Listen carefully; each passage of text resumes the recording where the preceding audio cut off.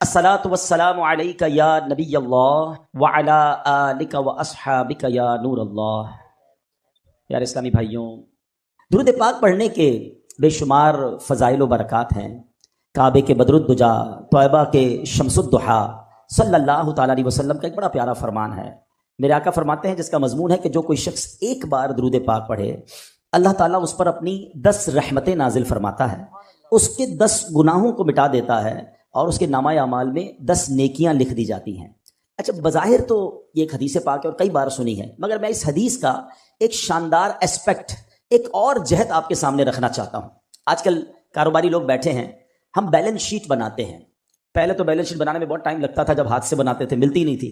اب جب سے سافٹ ویئر آ گئے تو روز بٹن دبائیں، روز بیلنس شیٹ نکل آتی ہے کہ بھائی آج کیپٹل کتنا ہے، آج لاس کتنا ہے، آج پروفٹ کتنا ہے۔ سافٹ ویئر نے لائف آسان کر دی، ورنہ اکاؤنٹنٹ کو 3 دن پہلے کہنا پڑتا تھا جب جا کے بیلنس شیٹ بنتی تھی، ٹھیک ہے نا۔ لیکن ہم بیلنس شیٹ بناتے ہیں، اس کا طریقہ کیا ہوتا ہے کہ debit side, credit side, plus minus کر کے آپ کا میرا بیلنس کیپٹل سامنے آ جاتا ہے۔ رمضان میں بھی کئی لوگوں نے بنائی ہوگی جن کو زکوٰۃ دینی ہوگی، لیکن آن دا ڈے آف ججمنٹ، قیامت کے دن بھی ایک بیلنس شیٹ بنے گی، قیامت کے دن بھی ایک اکاؤنٹ کھلے گا اور وہ بڑا کروشل ہوگا۔ اس میں کیا ہوگا کہ میزان عمل لگایا جائے گا، لوگوں کے اعمال تولے جائیں گے، ایک پلڑا نیکیوں کا ہوگا، ایک پلڑا گناہوں کا ہوگا۔ اچھا، یونیکنیس بتاؤں کہ جو میزان عمل ہوگا نا، ترازو، دنیا کے ترازو میں جو پلڑا بھاری ہوتا ہے وہ پلڑا جھک جاتا ہے، مگر قیامت کے دن جو پلڑا بھاری ہوگا وہ اوپر ہو جائے گا۔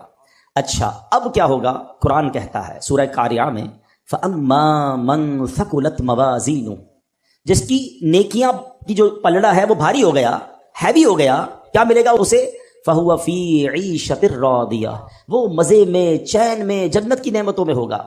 پھر آگے فرمایا وَأَمَّا مَنْ خَفَّتْ مَوَازِينُهُ فَأُمُّهُ هَاوِيَةٌ وَمَا أَدْرَاكَ مَا هِيَ نَارٌ حَامِيَةٌ۔ قرآن کہتا ہے جس کے پلڑا ہلکا پڑ گیا نا، نیکیاں کم ہوئی، گناہ زیادہ ہو گئے، وہ بھڑکتی آگ میں ڈالا جائے گا، شعلے مارتی ہوئی آگ میں ڈالا جائے گا۔ ٹرائی ٹو انڈرسٹینڈ، وہ جو بیلنس شیٹ ہوگی نا، موسٹ کروشل بیلنس شیٹ ہوگی، there is no way to change the balance.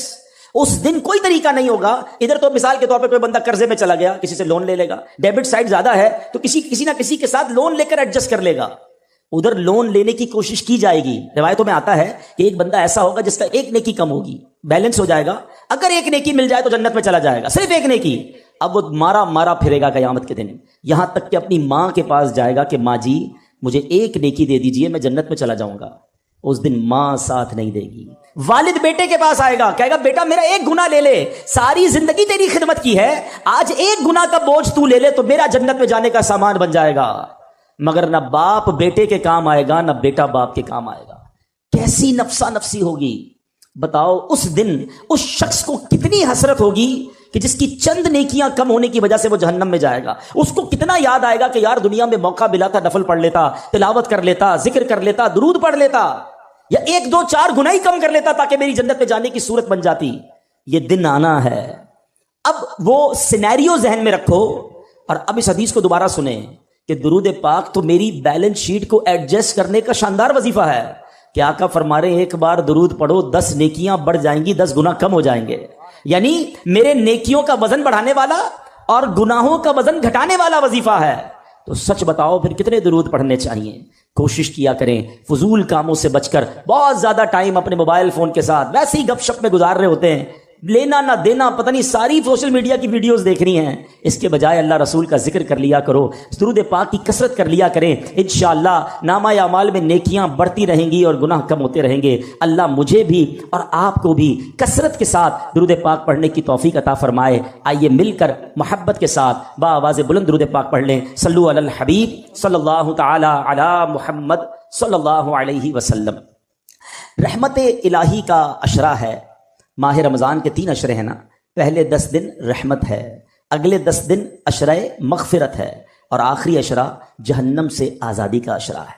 اللہ کی رحمت کے بارے میں سنا ہے، مگر کبھی کوشش کی اس کو جاننے کی کہ اس کی رحمت کی وسعت کیا ہے، اس کی رحمت کے ڈائمنشنز کیا ہیں، اس کی رحمت ہے کتنی بڑی۔ آؤ آج اللہ کی رحمت کی بات کرتے ہیں، آج اللہ سے محبت کی بات کرتے ہیں، وہ کریم ہم پر کتنا مہربان ہے، آج اس پر بات کرتے ہیں، کس طرح اس کی مجھ پر اور آپ پر مہربانیاں ہیں۔ یاد رکھیں، دنیا میں کوئی کسی سے پیار کیوں کرتا ہے؟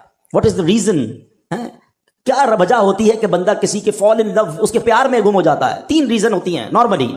یا تو وہ بڑا حسین ہوتا ہے، اچھا لگنے لگ جاتا ہے، یا بڑا مہربان ہوتا ہے، خیال رکھنے والا ہوتا ہے، یا وہ بڑا با کمال ہوتا ہے، اسپیشل ہوتا ہے، عام لوگوں سے ہٹ کر ہوتا ہے، اس لیے اس سے پیار ہو جاتا ہے۔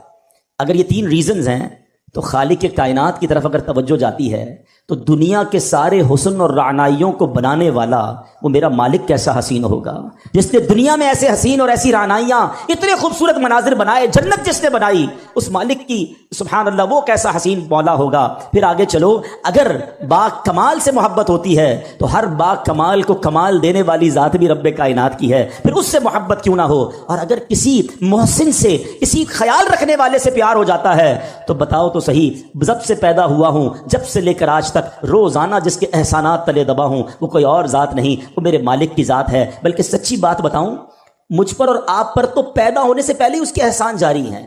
جی ہاں، بیفور مائی برتھ وہ مجھ پر بلیسنگز، مجھ پر مہربانیاں جاری کیے ہوئے۔ کیسے بتائیے؟ کیا بچے اب نارمل پیدا نہیں ہوتے ہیں؟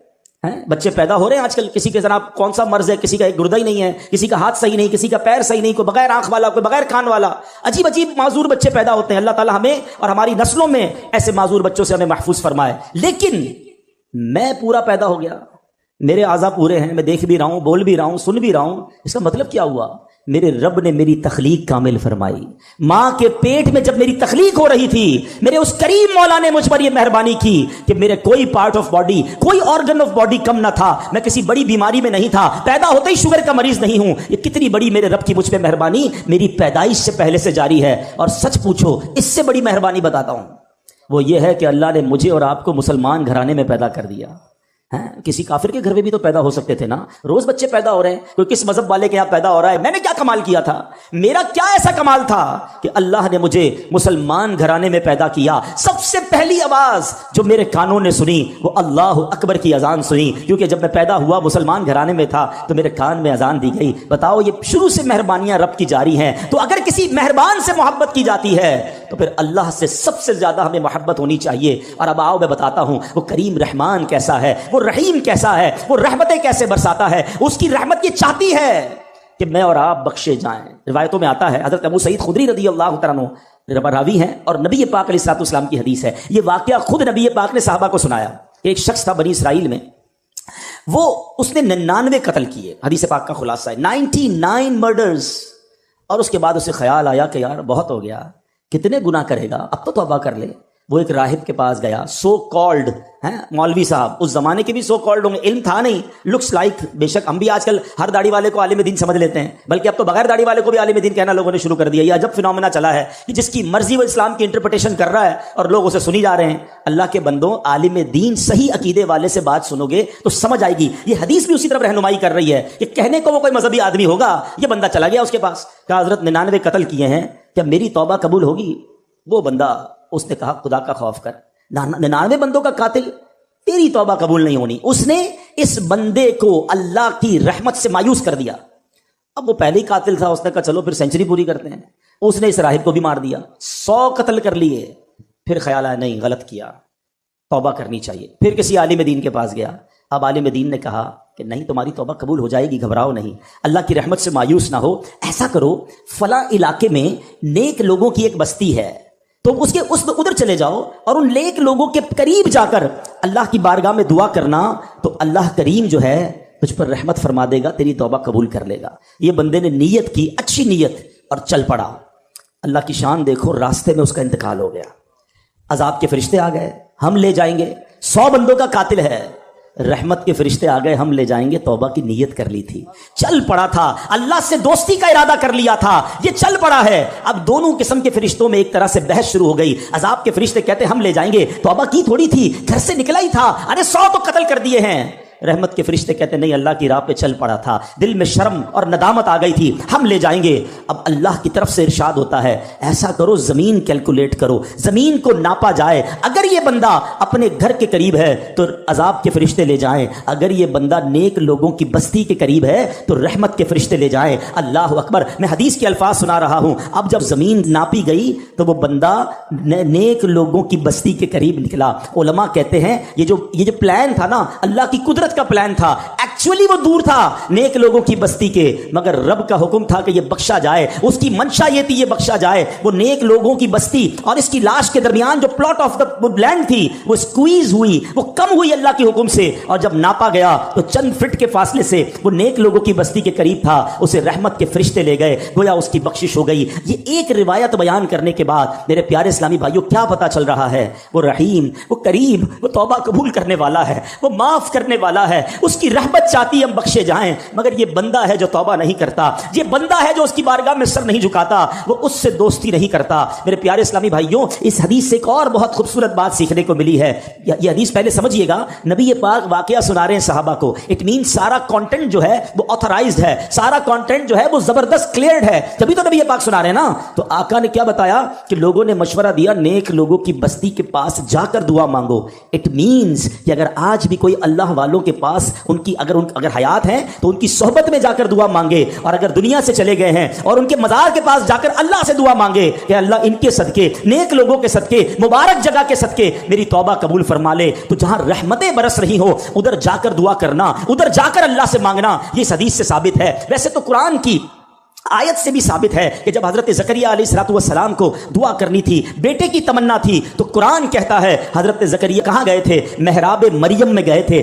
سورہ مریم اٹھاؤ، وہاں قرآن کہتا ہے کہ حضرت زکریا نے مانگنا اللہ سے تھا، گئے کیوں محراب مریم میں؟ ارے اللہ سے تو کہیں سے مانگ سکتے تھے نا، نہیں، بی بی مریم وہاں عبادت کرتی تھی، یہ دعا کی قبولیت کا مقام تھا، محراب مریم میں جا کر دعا کی، اللہ نے بڑھاپے میں انہیں اولاد عطا فرما دی۔ تو پتہ یہ چلا اللہ والوں کے جہاں قدم لگیں، اللہ والے جہاں عبادت کریں، اللہ والے جہاں موجود ہوں، اگر وہاں جا کر دعائیں مانگی جائیں، اللہ مجھے اور آپ کو بار بار مکے مدینے کی حاضری عطا فرمائے، مقدس مقامات کی حاضری عطا فرمائے۔ وہاں کا سفر کر کے رب سے جب وہاں جا کے بندہ مانگتا ہے تو بگڑی بن جایا کرتی ہے۔ تو بہرحال یہ ہے میرے رب کی رحمت، سبحان اللہ، میرے رب کی رحمت کی کیا بات کروں۔ اللہ کریم قرآن مجید میں فرماتا ہے، دیکھیں کچھ لوگ شیطان ہے نا، جب بہت سارے گناہ ہو جاتے ہیں نا، اب شیطان مردود تو نہیں چاہتا ہم توبہ کریں، وہ کہتا ہے یار تیری توبہ کیسے قبول ہوگی، اتنی نمازیں قضا ہو گئی، اتنے حرام کام کر لیے، اتنے برے کام کر لیے۔ اب شیطان یہ ازیوم کروا دیتا ہے کہ توبہ تو قبول ہونی نہیں، اب کری جا گناہ جتنے کرنے ہیں۔ یہ شیطان کا بہت بڑا وار ہے۔